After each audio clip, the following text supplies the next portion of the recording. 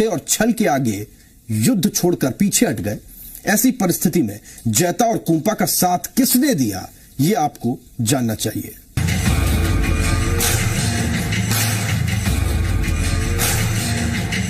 सुमेलगिरी का ये युद्ध एक अलग मायने में भी महत्वपूर्ण है। यही वो युद्ध था जिसने इस बात की गवाही दी कि राजपूताने में केवल राजपूत ही नहीं है जो मातृभूमि की रक्षा के लिए जान देने का जज्बा रखते थे। बताया जाता है कि मालदेव के युद्ध से चले जाने के बाद इस युद्ध में जैता और कुंपा के साथ 3 रावत समाज के वीर भी रणखेत रहे थे। इस युद्ध में 36 कौम के लोगों ने शेर शाह के खिलाफ युद्ध किया था। सुमेलगिरी युद्ध सन 1544 में राजा मालदेव और शेरशाह सूरी के बीच में ये युद्ध ऐतिहासिक युद्ध हुआ था, जिसमें 36 कौम की सेना लड़ी थी।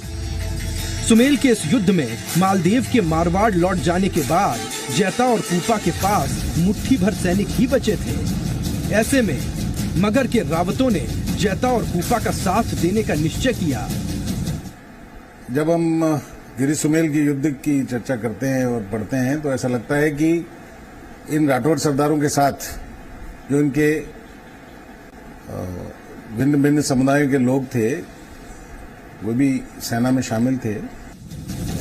मगर के सरदार कहे जाने वाले रावत जाति के नरा चौहान, अखिराज और चांग के रावत लखा चौहान अपने 3000 सैनिकों के साथ मातृभूमि की रक्षा के लिए आगे आए।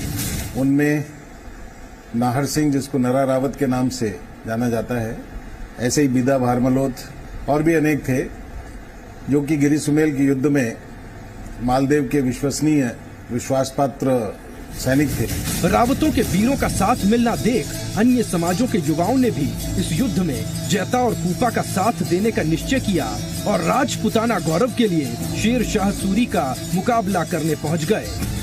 इन्हीं वीरों की वीरता का खौफ था कि शेर शाह की सेना में खलबली मच गई। जैता और कुंपा के साथ रावत सरदार शेर शाह की तरफ बढ़ने लगे, जिस पर एक पठान ने शेर शाह को मैदान छोड़कर भाग जाने को कहा, परंतु तुरंत ही खवास खान और जलाल खान ने भारी सैन्य बल के साथ दाईं और बाईं ओर से घेरा बना लिया। इस घेरे में जैता राठौड़, कुंपा राठौड़, नरा चौहान, अखिराज और चांग के रावत लखा चौहान के 2 पुत्र तलवारों से आखिरी सांस तक संघर्ष करते रहे और वीर गति को प्राप्त हुए। मारवाड़ के सैनिकों ने 80,000 सैनिकों को इतनी भीषण टक्कर दी कि शेर शाह बहुत मुश्किल से ये युद्ध जीत पाया। बाद में जब मालदेव को मगरे के चीता वंशीय चौहान नाहर सिंह की अदम्य वीरता का पता चला तो उन्होंने नरा चौहान को रावत की उपाधि प्रदान की। रावत नरा चौहान के पुत्र सुरा चौहान को बर ठिकाना प्रदान किया गया।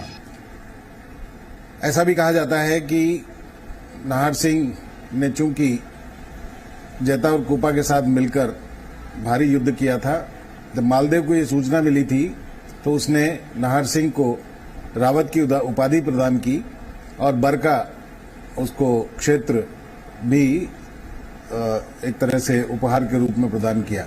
इसी उपाधि के कारण नरा रावत के नरात, घोड़ात आदि वंशज रावत कहलाने लगे। यकीन मानिए ये युद्ध एक ऐसी मिसाल है जिसने ये तय किया कि शमशीरों पर किसी एक जाति का नहीं बल्कि शौर्य का हक है। और युद्ध के मैदान में जिसने भी पराक्रम का परिचय दिया, इतिहास ने उसे कभी नहीं भुलाया। इस युद्ध में जितना बड़ा योगदान जैता और कुंपा राठौड़ का था, उतना ही रावत सरदारों का और 36 कौमों का। मनवीर सिंह के साथ ब्यूरो रिपोर्ट, जी मीडिया।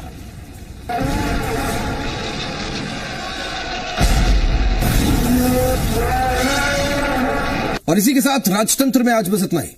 देखते रहिए जी राजस्थान न्यूज। नमस्कार।